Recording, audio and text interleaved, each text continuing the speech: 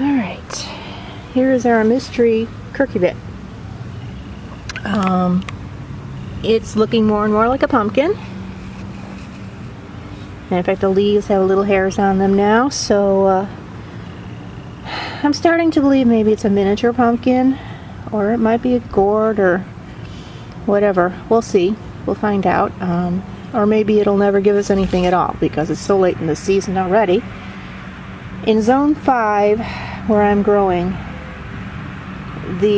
by mid-July the season is more than half over. So, or I'd say half over. So, we'll see what we get. I just had to save that thing from death by lawnmower, though. Compost heap, I know, looks terrible. Too bad. Here is Howden. And Howden actually has some eggs on leaves, not good. So I'm going to stop the video right here and take care of that problem. Be right back. Okay.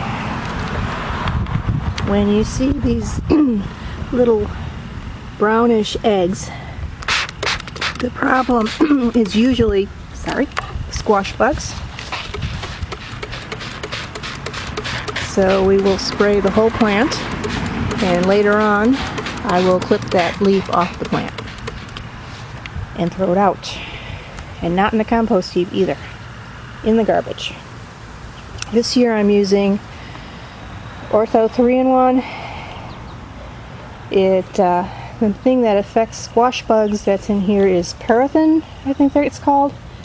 It also is very, very good on Japanese beetles. And doesn't seem to bother the curcubits much, so no problems using them. Last year I was using Be Safe, and I'll continue to use that on rose bushes and on the tomatoes, but it wasn't really doing. I had so many things go wrong with the pumpkins last year. I can't tell if this was the case, but it didn't seem to help the pumpkins in any way. And it doesn't kill squash bugs, which are a huge problem in this garden. And never mind the weeds. We just had a lot of rain, and of course the first thing that happens is you get weeds.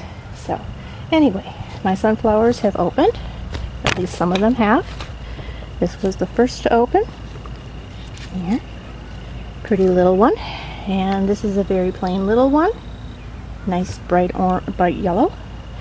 And this one just opened in the last 24 hours. It's different than the other two. Seems to have more petals.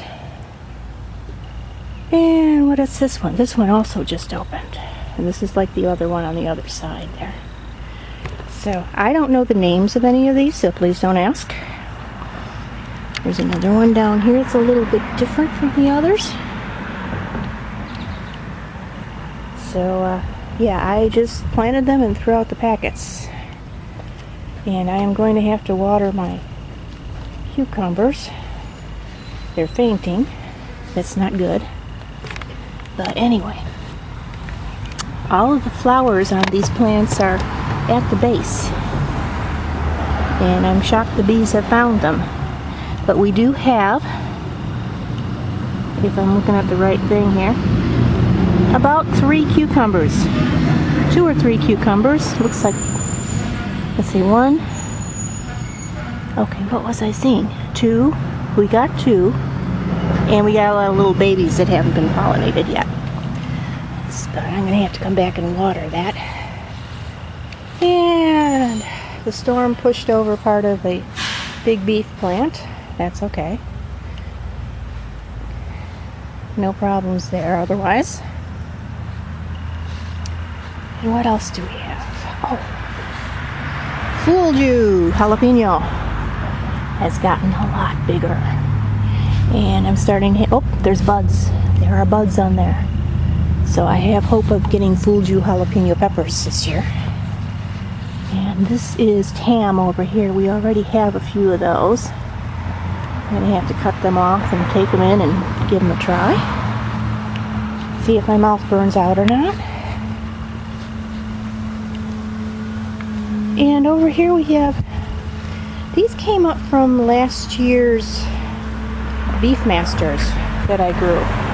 I gone to a supermarket and I found 3 poor little beef master plants crammed together in a little container, and I bought them and separated them, and they did very well. And these plants came up from that little batch of tomato plants. Over here we have Melrose pepper. I have had one. They are absolutely delicious. They are so good. They're even better than Marconi, which I was raving about several years ago. And I'm going to be looking for these every year because insane flavor. No heat, but just such intense flavor that you can't believe it.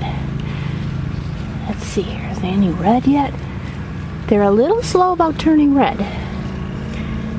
I had one turn red though, and that's the one I ate. I guess they can be eaten green too. Most peppers can. So, anyway, last but not least, over on the far side, we have, my brain just went totally blank. Magic lantern pumpkins. Those have been blooming for a few days now. No female flowers yet, of course. And this one over here, these guys in the foreground, are Corvette, and they just started blooming. Well, one of them just started blooming this morning. That was the flower there. Of course, it's a male flower, and we're not going to see any females for several days. And probably we'll lose the first females that come up or are on the plant, even if they get pollinated. So that is the end of this portion of the video. Next portion, I just rant and rave about GMOs and how people really misunderstand them. So I'll be right back.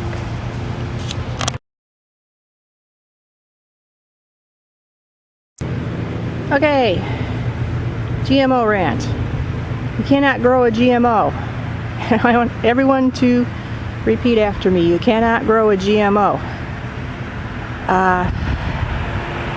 This has died down a bit in recent years, but when I started this yearly rant about GMOs, it was a problem all over the place. So misleading.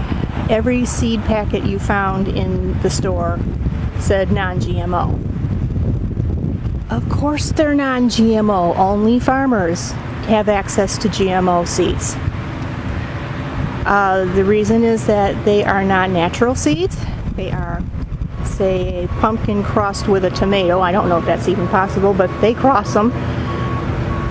And they will not reproduce themselves except in a laboratory. Usually.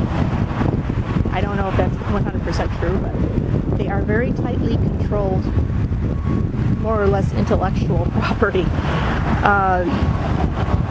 Everything you see in this garden is a hybrid. And hybrid does not equate with GMO. I've seen people freak out when you use the word hybrid. I don't grow any hybrids in my garden. Yes, you do. Virtually everything in your garden is a hybrid. GMO is something else. Hybrid is just, we got some too loud kids coming. Wait a minute.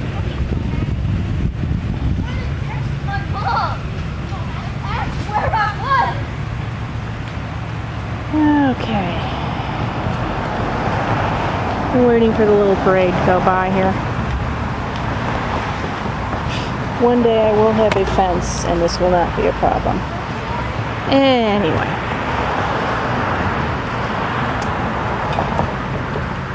Okay. I've seen people freak out at the word hybrid, and like I said, before I lost my place, everything you're seeing in this garden is a hybrid. Everything in your garden is a hybrid. Hybrids are just pumpkins crossed with pumpkins, sunflowers crossed with sunflowers, tomatoes crossed with tomatoes. GMOs are something like a pumpkin crossed with a peanut.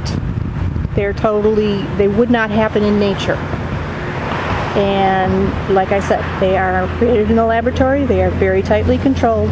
Only farmers can grow them. So please, let's stop the GMO stuff. Like I said, people are getting wiser about this. I'm seeing less of this than I used to see, but it still drives me nuts. So don't let anyone sell you seed on the basis of it being non-GMO, because fact is, it's all non-GMO. Everything you grow in your garden is non-GMO. You cannot grow a GMO. Okay, that's it for this GMO rant for this year. Talk to you later.